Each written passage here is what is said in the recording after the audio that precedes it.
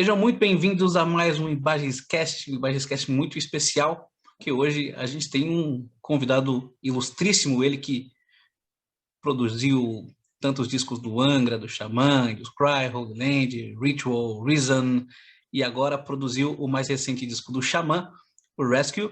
Mas antes eu vou pedir para você se inscrever no nosso canal, ativar as notificações, deixar o like, nos seguir nas redes sociais, se quiser e puder contribuir com o nosso trampo via Pix. Beleza?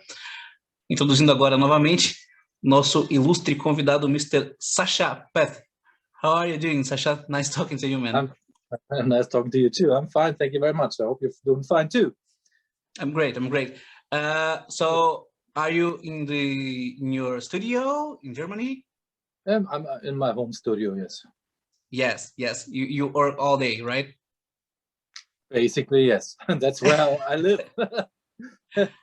I mean, we had another studio, like a big studio, but we gave it up 2 or 3 years ago, and it's just mastering is left now with Miro, and so everybody stays at home. Yes. Yes. So, but that's normal nowadays, anyways, right? So. Yeah, exactly. So, you've been working the last months on Xamã's new record, Rescue, right? So is the work finished?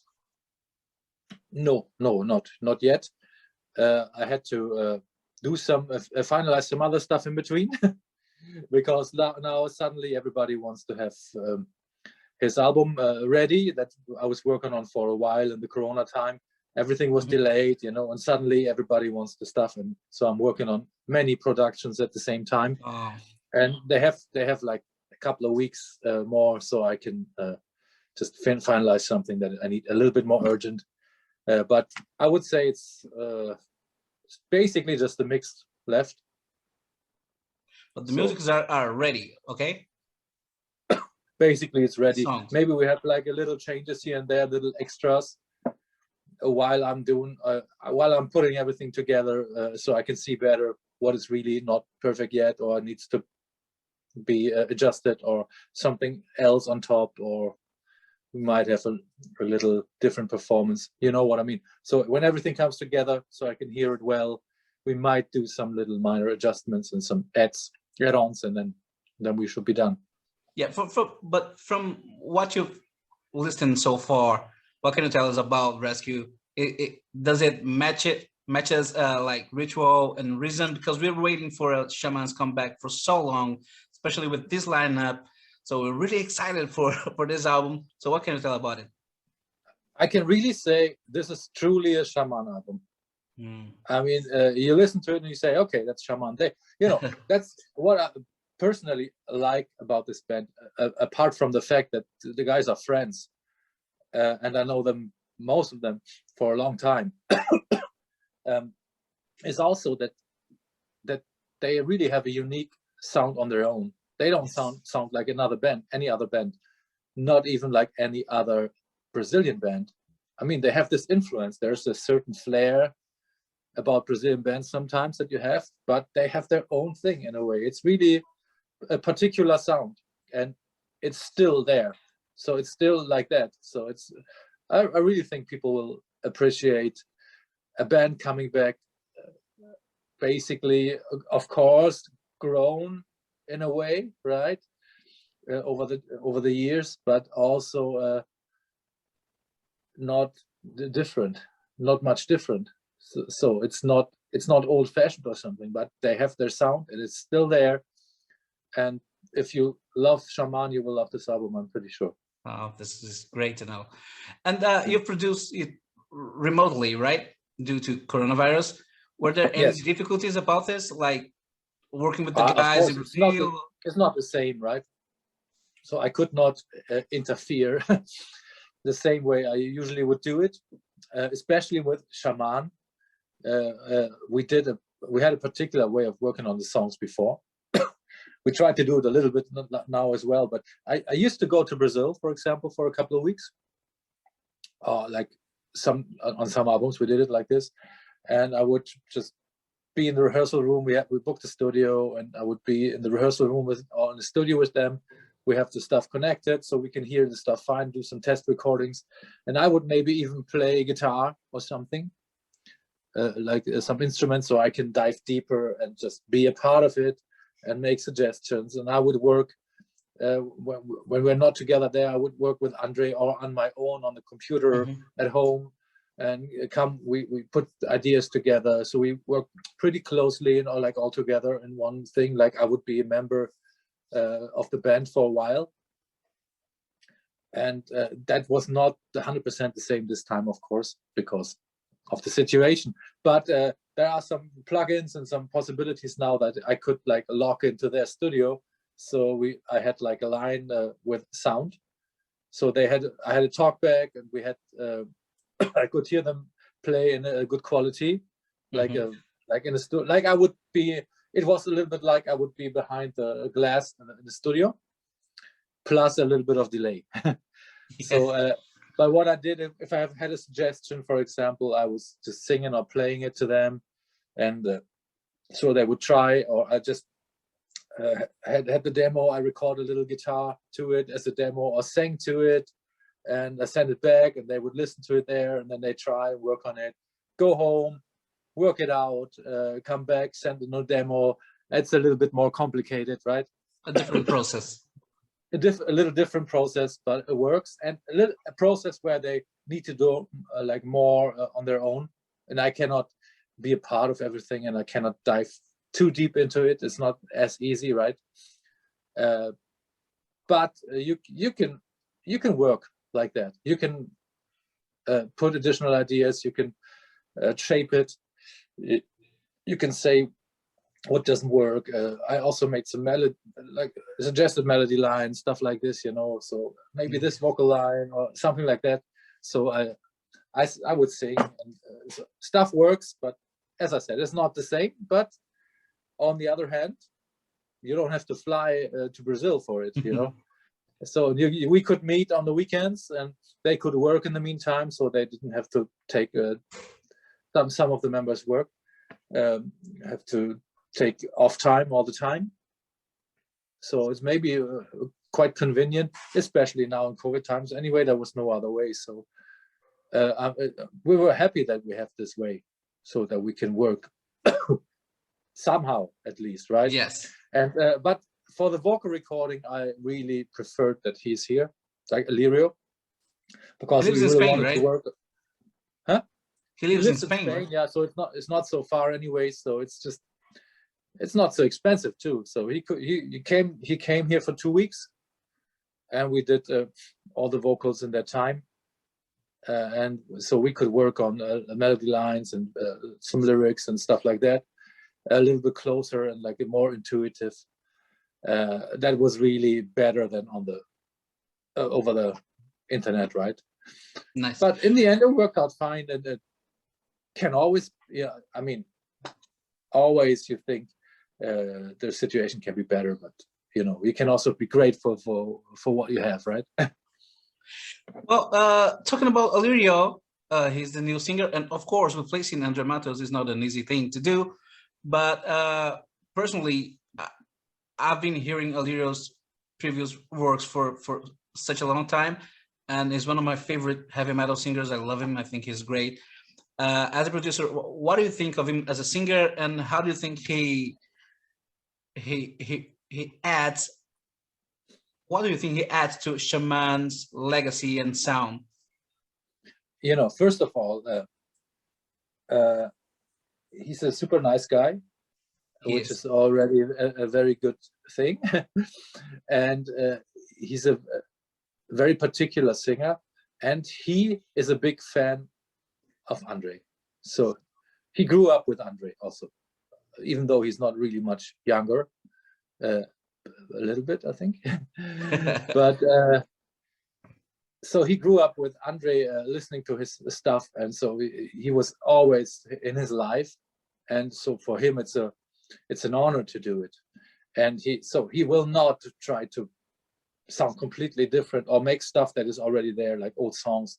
He has a portion of Andre in him, right? Yes. But he has his own sound. So he can sing in this style, and he has a certain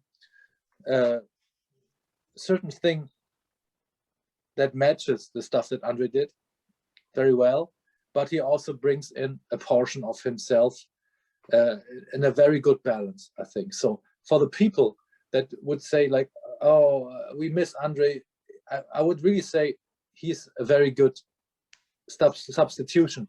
If you really love Andre's voice, he sings a bit different, but he's a similar, like a vocal range. The range, he's soft, a little bit softer. He can sing very high, and but he can sing also quite powerful, and that is maybe something that adds a little. So it's maybe a little bit more powerful, but a little bit less sweet. Mm-hmm. But Andre is like super sweet, right? Yes. So he is, which is not a negative thing. It's just a character of the voice, right? But he's very easily able to sing the Andre songs in the right shape, right? And I have to compare him with actually another band that I'm working with since many years, since over 20 years actually, which is Camelot. Yes. where we had Tommy replacing Roy, mm-hmm. And it's a little bit similar. Roy is wonderful, right? I love Roy as a singer. For me, he's one of the few real artists also in this universe of heavy metal. But Tommy is also an artist. He sings. He adapted some of the stuff that Roy was doing, obviously, because he sang the songs of Roy, and so you somehow breathe it in, and it becomes a part of you. And he liked the stuff, but also he's a very fine singer. He sings a bit higher, and so he brings in really himself, but he doesn't take away everything that was there before. And it's the same with Alirio. So I think it can't be much more perfect to have a follow-up singer, somebody that fulfills the stuff that the band needs for the sound that it used to have. I mean, some bands do something like, for example, when Queen were touring again, mm-hmm. With the singer of Free, he was like a totally opposite singer of Freddie Mercury, which is really weird, but still a super great singer, right? But they did something different. They just chose a singer that sings very different. Also cool. It can be fine. It's very daring, but the songs don't sound the same as they used to sound, right? Before. Mm-hmm. So they chose this route just probably because they are friends, and so they mm-hmm. put him in the band. But he sings very different, right? I love him. He's a great singer, but it's just totally different.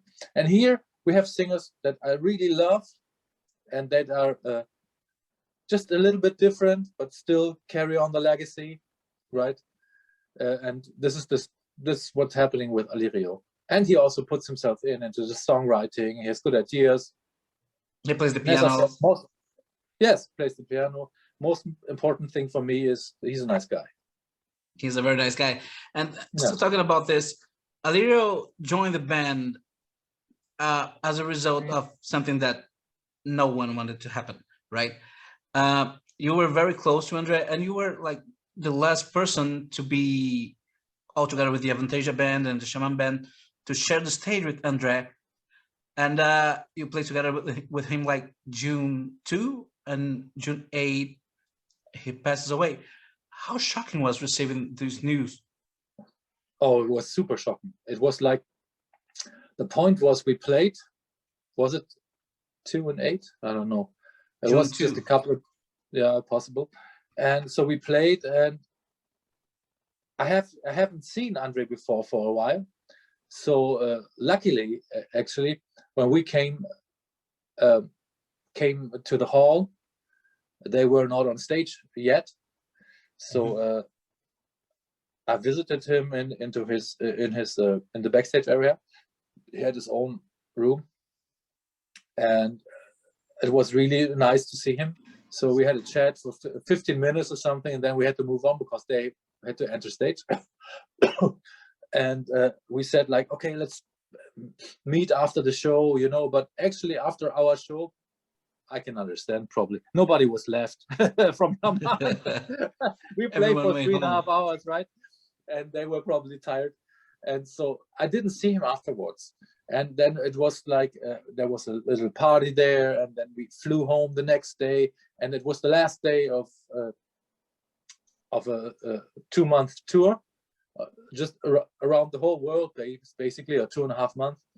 And I mean, when you come home, so I was home like 2 days after that, you know, it's a little bit of a travel, right? And then usually after something like this, I'm home for 2 days and I don't know what's going on. It's like, oh, whoa. You have to really adapt to the normal life again. Really, it's everything is different. And when I was just fine in a way, or adapted, I remember as if it was today, I got the call. And it was a very early stage of, it wasn't public yet. It wasn't public yet, and I didn't believe it. I thought, no, a very bad joke, you know. We had it before, and it's not possible. We had it before because there was one time was a fake news thing about it, the same topic, and I was like, and then it was Toby calling me actually, because AC. Tobias who told you? Yes. Wow. Because AC is a good friend of the management of Andre, and AC called Toby right away, and Toby called me right away, and I just couldn't believe it. But he said like, no, it's really true. It's like firsthand, you know. And I was like, wow, I was really shocked, and I was super sad. And it took me a while to cope with it in a way, to be honest, because you know why? It's like we didn't see for a long time, and when we met there, I was so happy to see him, and we always wanted to do something more, maybe with Virgo or whatsoever, you know. And we're gonna talk about this. Yeah, we did so many. It was just the last years was just no possibilities, right? And he always wanted to come here, and that's what he said the last time I saw him. He said, like, when I'm in Sweden again, visiting with my son, you know, I take my Volvo car, you know, and we drive down and said, like, we do this and that, and I show your son this and that, you know. And finally, because he wanted to come already once, and it didn't work out, so yeah, I'm gonna step into my car next time. And I said, I'm really happy you're coming again, you know. And finally, we see again. So he was, we were really happy to meet each other after a while, and. Yeah, and then I realized, wow, it's just sometimes life is a fucking asshole, right? It is. It's and yeah, it was not a very pleasant time, and still, and I had many people calling me, and I had some interviews and stuff, and it always dragged me down completely when I had to talk about it. It was really bad because, especially when I'm doing it here, it's in the room where we worked many times. In this room, for example, we recorded many vocals and stuff like this. It's just a small room, but it's in my home, and he stayed here. Wow. In my home maybe for 1.5 years in total. So right? This room brings you a lot of memories of Andre, right? Yeah, just the whole house, because he was here many times, and for a long time usually. Maybe 2 years, I don't really know. So he had his room, like a guest room upstairs. So I always remember him coming down like every morning. Okay, Andre morning, 3 o'clock in the afternoon, in his bathrobe, and you know, walking around the garden in his bathrobe, collecting snails and picking flowers. And he was a funny guy, you know, like a very particular. And well, we shared some good times and good talks. Yes. Since the very first day of Angra, all those memories, right? And as I said, we were already sitting like for a long time at nights when we recorded Angels Cry, because many times I recorded his vocals throughout the night until 7 in the morning. You know, he was really a night guy. And we were maybe recording until 5 and talking until 7. And we already talked about Virgo, for example, in the Angels Cry recording. Really? Right? Yeah. Oh. We already planned to do this when not the name, of course, but doing something together, you both. To do something together, which is, you know, it seems weird because it's now such a long time ago, but I felt like already I was like always doing this metal thing, and I have something else inside of me that I want to really also do and try. And he had the same. We were like both in the beginning of the 20s, you know, but we're like in this scene for a while, you know. So we had some tours in Japan and this and that, and a couple of albums out, and we said I always wanted. It sounded like we are old people already, which we were now, basically, more or less. And so we were talking about this, and then it took actually a long time until we did it, maybe 8 years or something, right? Yes. So we always wanted to do it. And you did it when he left Angra. Right when he left Angra. Before doing Shaman. I don't actually remember anymore if he was still in Angra when we did it. But I think he was still in Angra when we started. Ah, okay. But I don't remember, honestly. No, I don't remember. I think he was still maybe in Angra. Or there was a time of not working for a while with the band. Yes, but the release, I'm pretty sure it was between he live in Angra and he doing Ritual with Shaman. Yes. So you saw Shaman get born, right? And you produced its first 2 records. Talking about Ritual, it resulted in Ritual Live that we Brazilians consider the best live show of a Brazilian band of all time. And that was, in my opinion, like Andre at his peak, was just flawless. He was singing like nobody. You participated in the show and you play guitar. And can you tell us a little bit about this experience? Oh, it was a great experience. Also, this is when I met Toby, actually. First time, because he was also there as a guest. Yes. Yeah, he was with that guy, right? Yeah. He was also on the show. Yeah. You play side of the cross. So he was with that guy, yes. And we talked before because I was recording Andre's performance for the first Avantasia stuff. But I just talked to Toby on the phone back in the day. And this is the first time we met. So we like called each other and said like, oh, let's meet and have the flight together. So we were flying together. So meeting at the Frankfurt airport, going to Brazil. And it was a great experience, the whole thing. It was, I don't know, it was just wonderful, actually. I still remember how it felt. Is it true that in the end of the show you played Breaking the Law?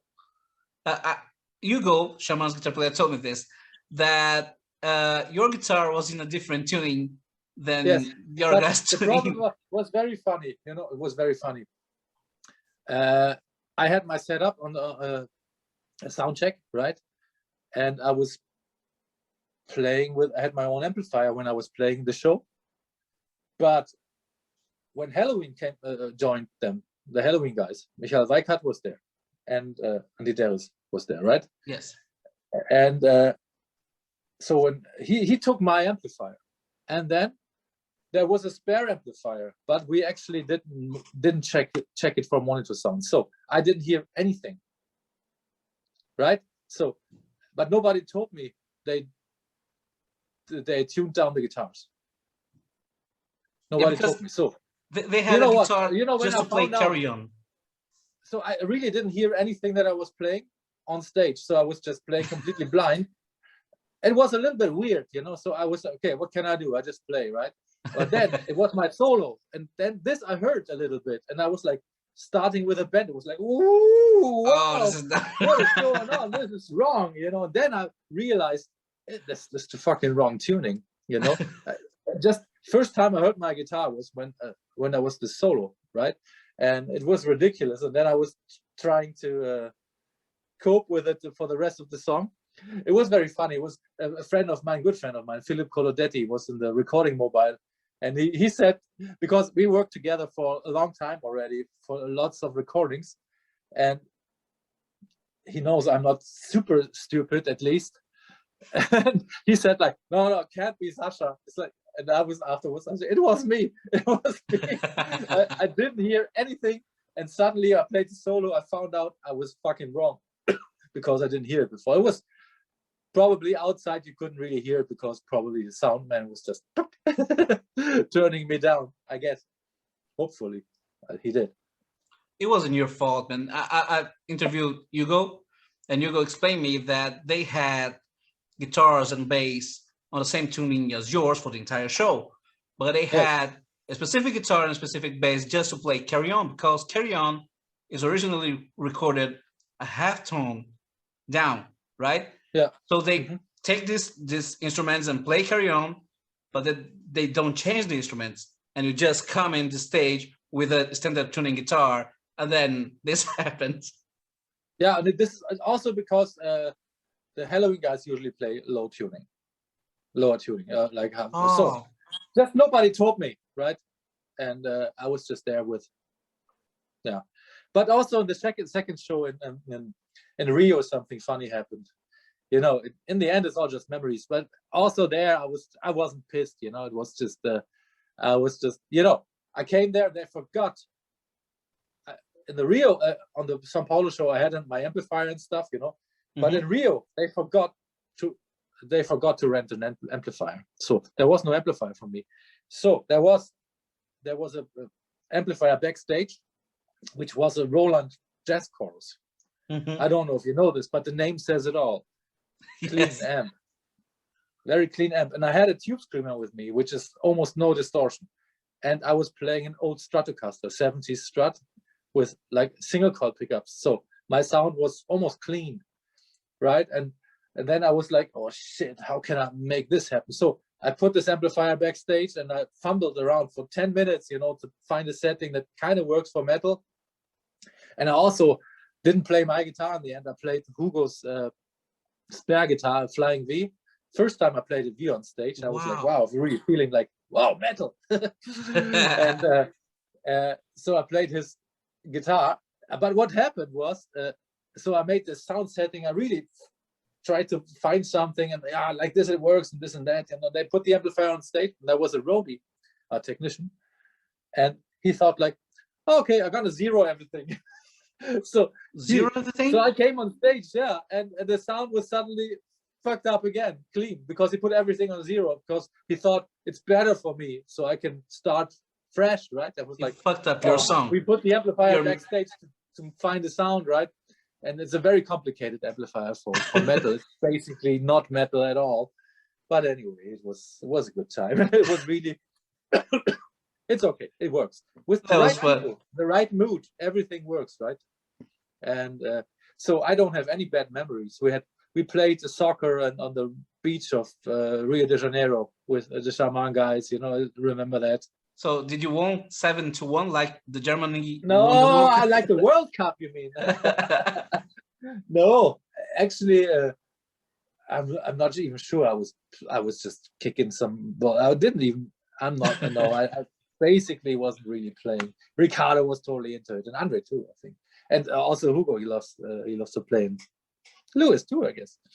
But that was just fun, you know. No, nothing with goals that we counted. And you know that Andre, he had some vision problems, right? Oh yes, I know this. Yeah. And he played as a goalkeeper. Probably. It's very funny. Back then, in the 2000 years, MTV was huge here in Brazil, and MTV used to make a show called Rock Goal, which is a soccer championship between the bands and the artists. I know. I've seen it, I think. And that was very funny. Somebody sent it to me, and I saw it somewhere. Very funny. Andre as a goalkeeper, as a blind goalkeeper, is so fun. It was funny. Yeah. He also fell into holes and stuff every once in a while on stage. Yeah. So, he was anyway very goofy. Like there's a lot of goofy stories around Andre. So he was a very real person, and maybe many people know him like as the maestro and this and that, but I know him as everything, you know, in between. Very sensitive, very fragile, goofy, funny, and everything. And yeah. And with Shaman, you also produced Reason. And Reason, I remember when it came out, it was kind of shocking because of the difference, the Reason from Ritual. Did it surprise you to see how the band opted for such a different and heavy sound on this record? Actually not. I still think this album totally sounds like Shaman. Yes. And I don't particularly see it as like super heavy against Ritual. It's just different. It's fine. I would say the new one is in between. Maybe. I think it aged better than Ritual. It sounds like it was recorded this year. It's so modern. Its sound is so solid. It's more solid than Rituals. But back then it was kind of shocking that the first song, Turn Away, is a song on C, if I'm not mistaken. It's way heavier than we're expecting, something like power metal, like a speed song, and then comes Turn Away. In a way, power metal, Shaman was never power metal in a way, to me. You know, even if it's a little bit like Avantasia nowadays. If we play power metal songs, they don't really sound like power metal. Same with Shaman, right? There's a flair to it which is not really metal, right? It's not as as dumb as you might think power metal should be. There's something to the Shaman sound, which is has one more sphere, one more stage. You know, it's a little bit deeper, and I never would say this is a power metal band. Power metal for me is something like Stratovarius. Maybe more even like Sabaton or whatsoever, right? Like something very boring. Yeah, kind of agree with you. And one of the first bands you've worked with doing backing vocals was Viper on the Evolution album. And but I don't understand until now why I had this job. Really? Yeah, I'm really not a singer, actually. Angra was not in the band anymore, right? No. I knew them because two things. We toured with them, with Heaven's Gate back in the day in Europe. Oh, with Viper? We had a little tour, like a couple of shows. I think Switzerland, Germany. I don't remember exactly how many shows it was. And Charlie was producing the album. And so he asked me and Thomas Radke from Heaven's Gate to sing the backing vocals. I don't know why. I was singing live backings, and I don't know. Never ever happened again.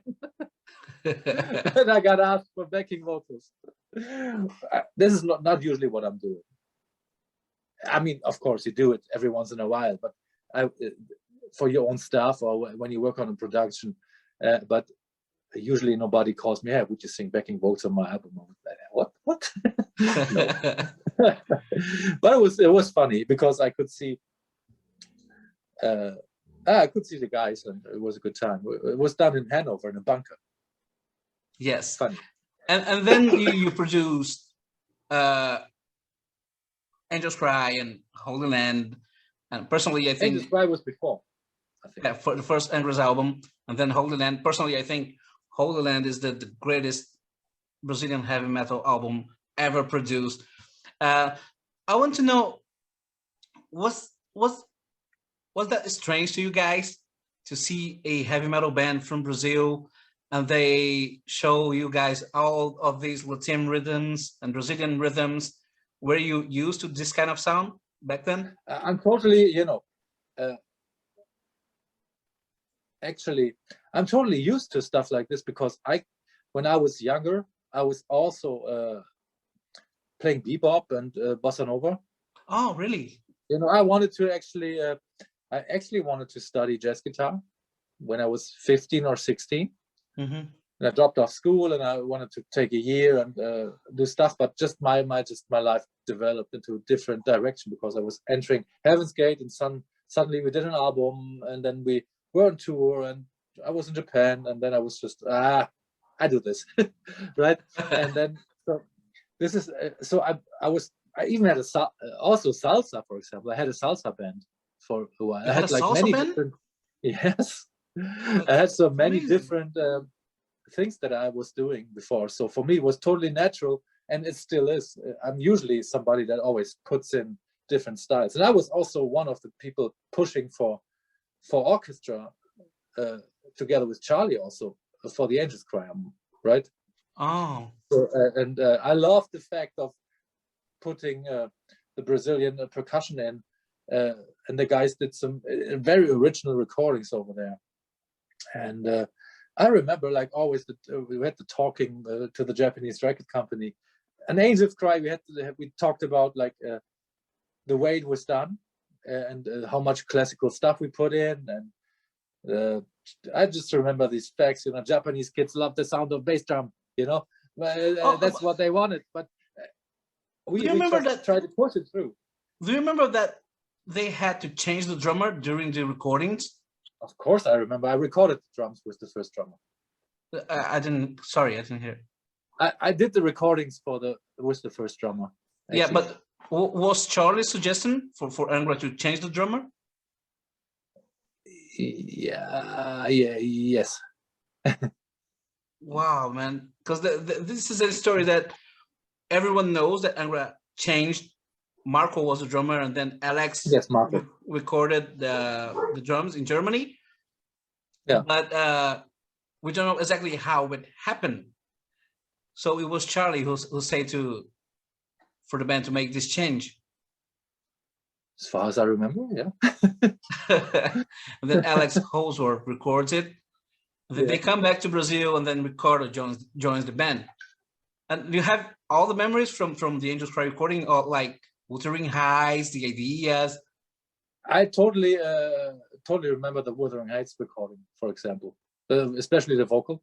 It was great. It was great. It was really that was something very, very particular, special, something very romantic almost in my memory. It's really cool. It's like a very cool memory. It's a long time ago when I'm asked for like special moments in my career, you know, this is one of the moments, especially the Angels Cry album, especially songs like this and moments like that. As I said, I remember like sitting in the night recording vocals, for example, with Andre, and talking, and there was a certain mood, certain atmosphere. It was really great, very, very special. And I had this atmosphere a couple of times. You can, one hand is probably enough. In all the time that I'm working in this, it's a long time now. Yes. Since I'm doing this. I recorded my first album, first demos with 14 or something. The first album with 17, and I'm now 51. So I mean, it's a long time, right? And in this long time, I have some very particular memories, and this is one of them. And it's also Virgo there's some memories for this, right? Very, very particular and very special. And it was a special time, and it was just, for me, it was the start of something, of a new life, right? As well. Nice. And yeah, good. Okay, let's talk about Virgo. You with Andre, you work with Angra, you work with Shaman, you work in Andre's solo's career. You produce like Time to Be Free and Mentalize, if I'm not mistaken. And of course, you made the Virgo Project, which is one of my favorite recordings from Andre's career. I was asking you, how did the idea of this project came out? But then you already told me, since the Angels Cry years, you had this idea. And was there any intention for you guys to make more material? because this album is really, really great. And how can you just make one? We always wanted to make a second one, and we actually talked about it. And we would have done one, I guess. Do you think if it was alive, if it was here with us? Yeah, we would. I think we would have done one more. The Virgo album, also before Andre was passing away, was one of the very few albums I was always coming back to, and like in a moment of a special moment, you know, I would just put it on, and it was like, wow, this is a great time in my life. You know why? It's like, it's a very honest recording also. I mean, it was like really 5 people in a room creating something very particular and very special, because we were like in this, you know, it was a little bit, I would call it like musician's vacation in a way. You know, we got a very good budget for this album. So I was doing negotiations with the record company, and it was going very good. And so they really wanted to push and do stuff, you know. So we got a good budget, and we just decided, let's go for it. Real cool strings, really great singers, gospel choir. We pay everybody well. Great studio. Go to London, do this and that, you know. And that's what we did. So we had a great time doing the stuff in a way that has to be done properly. So we did analog recording on tape, and in this huge, super great studio. And we would be there with the whole band in one room and play the songs, even without headphones, right? So we had a sound in the room where we just played with the amplifiers on, and everything was running, and no click track. You know, it was like more real is not possible in a way. And this is something you really remember. So I produced some demos before, and then I sent the demos to the guys, and then we rehearsed for a week, and then we went to the studio. And so everybody could adapt himself to the songs and get some new influences, and something very personal, a very personal sound was created. And when you listen to the album, like 7 or 8 songs are recorded like this. Some other songs are recorded in our old studio, even here in this little studio. Like Fiction, for example, was Fiction. Completely. This is my favorite song. Maybe the drums were in the other studio, but most of the vocals were done here also, because it was very funny. You know, Andre was playing along the grand piano and stuff, and for 1 or 2 songs he was singing along in the cabin, but it doesn't work so well because it is too loud. You get so much sound into the microphone, right? And this is really hard to, so sometimes it's very hard to use this. So we had to do the vocals and most of the songs separately. But on some songs, I used the vocals from the demos that we recorded before. So we recorded, first time I tell this story. And so I had the demos that were recorded on a click track, and I had his vocal, and some of the songs were just great. So I thought, like, yeah, you know what? These vocals are great. We have this great recording. I tried to put them on this recording. So I put it on the recording with a different tempo and everything, you know. And so actually, some of the songs are the demo recordings. Some were done live there, and some was done here in this studio afterwards, right? Like Fiction, for example, was done in this room, not even in the recording booth. We just did it here with an SM58. I did my part. I sing half of the song, yeah, and we did it here in this room actually, and without headphones and stuff. You know, just turn on the speakers and really? You know, nice. Having fun. Yeah. And yeah, that's so. This was a very real experience, and for everybody. If you ask anybody in the band nowadays, he would say like, it was such a great time, right? And when you listen to the sound of the Virgo album, it's like I did it in a very particular way. Most of the songs that we recorded that way, right? As you would listen to the album, on the right side you would hear the guitar. Usually it's one guitar. Sometimes I have some overdubs on top, right? But there's always one basic guitar, which is the main guitar, including solos. Was also basically playing the solos inside the room while we were recording. So most of the solos are no overdub. They're just recorded with the band. And you cannot, you know, and once you play, It's on all the microphones. You cannot change it, right? It was great. And the keyboards I put on the other side. So Miro was sitting on the other side of the speakers, right? So it was a little bit inspired by an album that Andre and I loved when it came out back then. It was he brought it here. It was the Purple, Perpendicular. Similar way of balancing the sounds, right? And I love this because it's so, you can hear everything so well, you know, everything is so separated and it's very alive, and it's particular. I love it. And I believe this album deserved a big tour with a lot of shows. Why didn't that happen? It didn't have. It was a bit. We had one big problem with that release. We had one show only, actually, and we played on the Popcom, which is a fair convention for record companies in Germany. It was kind of big thing, and there was the SPV was our record company, and like in Cannes, for example, you know, like every film company does its party, you know, and you have this event, and there would be some stuff, you know. And on the SPV event, we were the band, and it was funny event because it was like a record, like the biggest brothel in whole Europe. In the first floor, like, oh, it was even the bottom floor, like a basement. There was a club that they could never get the license to be a brothel, and it was an Oriental club, so they rented it out for special occasions, right?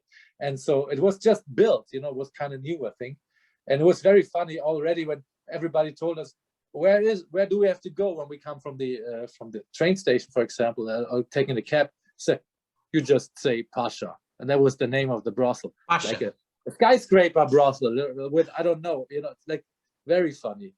And so when we came, actually, they will know, and we were like, why? I said, you will know. So we came there, and we knew it was a big brothel, so every cab driver knew this, and we played down there in this Oriental club, a very nice club, and had this one show with a string section on stage. We had like 10 people, I don't even remember, 12, I don't remember, a string section, like real strings. We had a big portion of the choir plus Amanda singing choir, like 5 people choir, and it was like 17 people on stage, I think. Oh, that was a big thing. Oh, it was very cool. It was like just 200 people invited, right? 250 maybe. Do you have any recordings of this? No, nothing. No video, some photos. Oh, it's ridiculously stupid. Nobody recorded this. I mean, now knowing the fact, this is not what we planned. This was just an event, and then everything should start. So we would have promo events in France, and then we wanted to play and this and that. But what happened was I was on a promo tour on the 11th of September 2001. Wow. You know which date this is? Oh man, no. Really?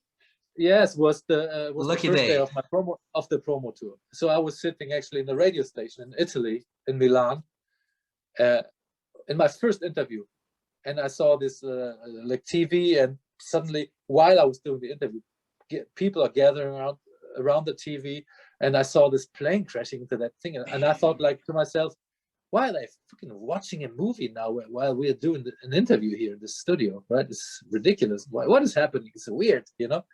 And then I realized that this is actually happening, right? And you can imagine what happens to a promo trip for several countries on the 11th, 9/11, right? And so next day we were flying to Spain, so everything was fucked up in a way. The flights were canceled? No. There was nobody in the plane, but the planes were very, very empty. We you know, it was, I don't know if you remember, but it was kind of the world is going down situation. Yes. Kind of, then it really was like, people thought like, is this gonna be the start of a world war? Are we in war, or what is happening? You know, nobody knew. So I thought like, oh, let's maybe just rent a car, don't fly, try to take a car back to Germany, drive there so we can be with our families. that was our first thought. I mean, it was really like that. It wasn't just like something far away. Suddenly the whole world was taken down. And so, but then we decided, okay, we continue, and we went to the airport the next day, and our flight to Spain, I think it was Madrid, it was almost empty. Like nobody dared to fly. It was like weird. Everyone's scared. Yes, but also our interviews were kind of empty because everything was just turning around this event. Yeah. And then everything else afterwards was canceled. All the events that we had for promo. Also, I had like a deal, a publishing deal offer, a very good one, was taken down. And then the album man. It was taken on hold because all the deals were on hold for 3 months. And then the album came out and it wasn't doing as it was supposed to do, budget-wise, right? Of course not. Nothing was doing well, right? I don't say it's just because of this. It was not luck, that's for sure, right? So maybe we wouldn't have really taken off, but I'm pretty sure we would have do much better without 9/11. So, and then we suddenly didn't have any support anymore. Damn. No support. Record company was like kind of like blaming it on us. You know, it's like I said, what can I say? I mean, you love the stuff that I was presenting, and then they talked about putting River into a movie and this and that, you know. And I said, like, you know, what can I say? You liked it, you love it. We listened to the stuff, and now you tell me it's my fault? Can't be. I mean, it's like this, you know. It is what it is. So what can we do? And the result was no support anymore from the record company. But we talked about it later, and then yeah, we just said, yeah, we do it one day. And we never did it. It's all Osama bin Laden's fault. Come on. So at least after you the last album of Angra you produced was Holy Land, but then did you listen? I was working on Fireworks too. Yeah, you did some recordings for Fireworks. You record keyboards, right? I did keyboards with Andre. Yeah. Orchestral arrangement, actually. Yeah. Did you listen to any of Angra's work without Andre? That came after Rebirth, Temple of Shadows? Yeah. Here and there, of course, I heard it. Yeah, sure. Nice. Of course. Now, I want to ask you, of all the albums you recorded with Andre, which one is your favorite? Without Virgo, because you're part of the band, of course. Angels Cry, Holy Land, Fireworks, Ritual, Reason, Time to Be Free. I have to say, I love both Holy Land and Angels Cry. The Angels Cry is just more special to me. That was like, as I said, a new era for me, a new time, particular music, particular people, musicians, wonderful musicians also. Musicianship was great, and Andre was great. Everything was great. Also Charlie, this is a start when I started to work with Charlie for quite a long period. That was one of the really first long-term projects we did together. So, and we had kind of many albums that we did together afterwards. Yes. And but also Holy Land, I have a good memory. Like we had very particular time in Hanover, a long time actually. They spent there. They had an apartment there, and I had also like a little apartment where I was staying. With I basically slept in the studio all the time. It was a weird time in a way, but it was great also, and very creative. We tried a lot of things, different than productions today. They happen in a different way, right? And if I have to choose, it's Angels Cry. Nice. But if I listen to a song like Holy Land, I think it's ridiculously good. I want to talk a little bit about Avantasia. The last album on Glow is like three years now, and Tobias has been posting a lot of things about the recordings of the new record. So what can you tell us about this upcoming album? It's great. So it's turning out really cool. We're in the end phase, so to say, and lots of stuff recorded. And actually, I have a song open. I could just press play and play it to you. He's ready. And this is what. Yeah, this is one of the songs. This is one of the albums I'm finishing now. Ah, right? Yes. All together with Shaman. Yes, and Camelot. And as I said, I work on many projects at the same time. Suddenly it accidentally happened. So I have like 7 or 8 projects I'm working on. Wow. So I really have to now channelize this, you know. Everything was on hold for a while. This was on hold, and then I had to do this, and suddenly everybody comes to you, right? And this is what happened. Yeah. Anyway, yeah, there's gonna be an album soon, actually, and I love it. It's really really cool. Nice to know. We're both very happy, actually. Nice to know. And to finish, Sascha, I want to talk about a very nice project of yours called Masters of Ceremony. And you released an album in 2019, and you currently have some concerts scheduled for 2022. So how did this project started, and how's the band right now? And do you think about new material for this band? Actually, it seems like I'm not very lucky with my projects, because this was fucked up by COVID, obviously. Yes, so we could never tour. So we also, this band, only one show, and it was almost like it's not going to be continued in a way, because it took so much time. We never had the chance to build something up. What you have to do is you bring out the first album, you have to tour. You have to tour. Exactly. So we could not tour. So we just did some videos and that's it. Actually, yeah, we're going to do new stuff. I really made a band out of it, in a way. And we will work on a new album soon, but we first will do the first tour, which is in April. Finally. If it's not cancelled, we have to see. Due to COVID, it's already the 3rd date. It was moved 2 times, the tour. And the only problem now is it was now moved, now it was clashing with the band of Adrian. So they are also, yeah, and so I have to actually do the first tour with another singer. And but she is a singer from Moonlight Haze, Italian. She's a great singer, man. Yeah, she's great, and I'm very happy to have her.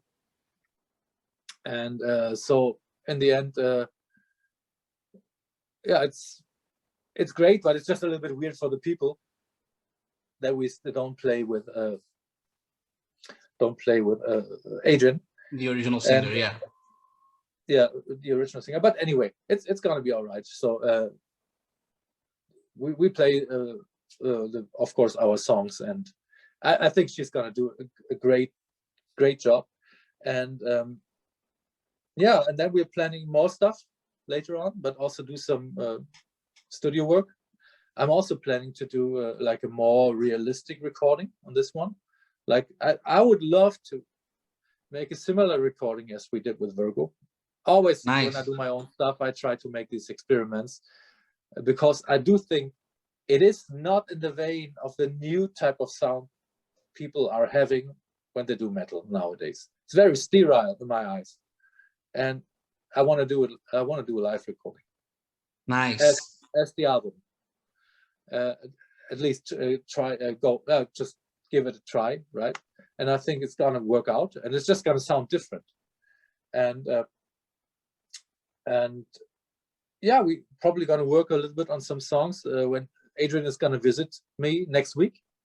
Nice. Just 1 week before, yeah, 1 week before Christmas. She's in London now, and she will come to my house for a week. And it's just a visit, but I guess we're gonna work on 1 or 2 songs. Yeah, do some music. Once she's here, I mean, she lives in Texas, so she's not here every day.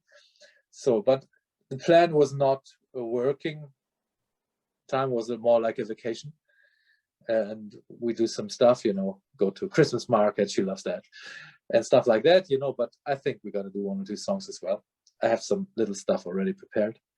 And also the guys like Corvin, and at least Corvin and Andre will come here, and we are gonna have like a nice evening together, dinner and stuff like that, you know, and talk about the future and see what we can do. And I would really like to continue with that. And you know, I'm very unlucky with my own projects. I kind of have to continue it. Yeah, man, and please. It's actually, I think I love the album. It's very raw. I think it really sounds a bit different to the metal albums around. And it's really in your face in a way.